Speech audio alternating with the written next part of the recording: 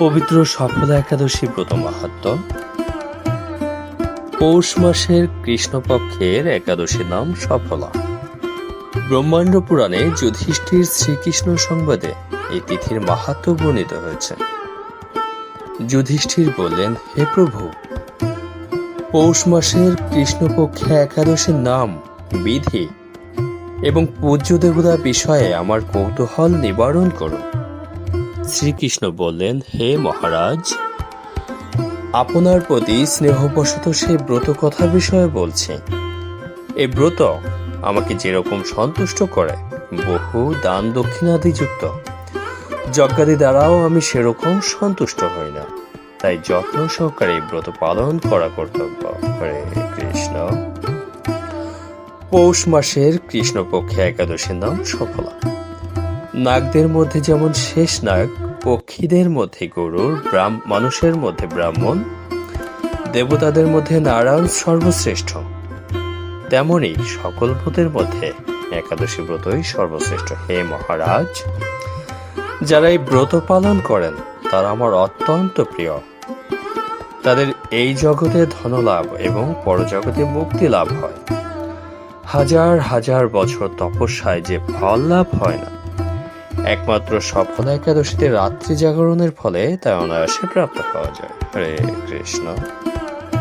মহিষ্মত নামে এক রাজা প্রসিদ্ধ চম্পাবতী নগরে বাস করতেন।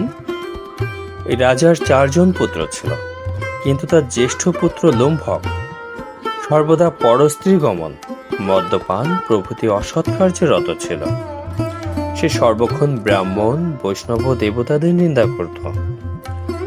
পুত্রের এই আচরণে ক্ষুব্ধ হয়ে রাজা তাকে রাজ্য থেকে বার করে দিলেন। স্ত্রী, পুত্র, পিতামাতা, আত্মীয় স্বজন পরিত্যক্ত হয়ে সে এক গভীর বনে প্রবেশ করল। সেখানে কখনো জীব হত্যা, আবার কখনো চুরি করে জীবন ধারণ করতে লাগলো। কিছুদিন পরে একদিন সে নগরে প্রহরীদের কাছে ধরা পড়ল, কিন্তু রাজপুত্র বলে সেই থেকে সে মুক্তি পেল। পুনরায় সে বনে গিয়ে জীব হত্যা ও ফলমূল আহার করে দিন যাপন করতে লাগলো।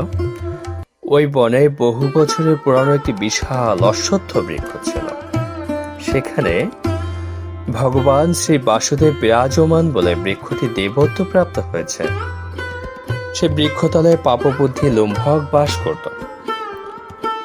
বহুদিন পর তার পূর্বজন্মের কোনো পুণ্য ফলে সে পৌষ মাসের দশমী দিনে কেবল ফল আহারে দিন অতিবাহিত করল। কিন্তু রাত্রিতে অসহ্য শীতের প্রকোপে সে মৃতপ্রায় হয়ে রাত্রি যাপন করল।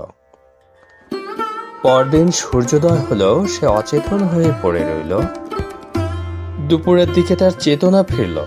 ক্ষুধা নিবারণের জন্য সে অতি কষ্টে কিছু ফল সংগ্রহ করল। এরপর সেই বৃক্ষতলে এসে পুনরায় বিশ্রাম করতে থাকে। রাত্রিতে খাদ্যের অভাবে সে ক্রমশ দুর্বল হয়ে পড়ল।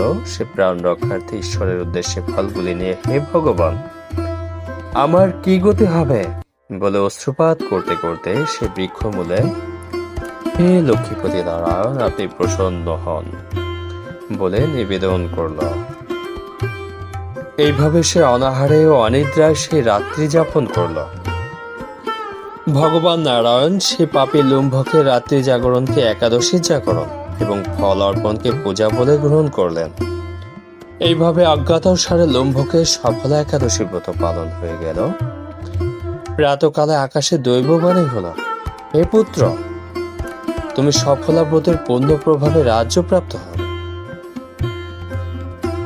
সেই দৈববাণী শোনা মাত্র লম্ভক দিব্যরূপ লাভ করলো। তার পাপবুদ্ধি দূর হলো। সে পুনরায় নিষ্কণ্টক রাজ্য লাভ করল। স্ত্রী পুত্র সহ কিছুকাল রাজ্য সুখ ভোগের পর পুত্রের উপর রাজ্যের ভার দিয়ে সে সন্ন্যাস আশ্রম গ্রহণ করল। অবশেষে মৃত্যুকালে সে অশোক অভয় ভগবানের কাছে ফিরে গেল। হে মহারাজ, এভাবে সফলা একাদশী যিনি পালন করেন, তিনি জাগতিক সুখ এবং পরে মুক্তি লাভ করেন। এই ব্রতে যারা শ্রদ্ধাশীল তারাই ধন্য, তাদের জন্ম সার্থক, এতে কোনো প্রকার কোনো সন্দেহ নেই। এই ব্রত পাঠ ও শ্রবণে মানুষের রাজস্ব যজ্ঞের ফল লাভ হয়। হরে কৃষ্ণ।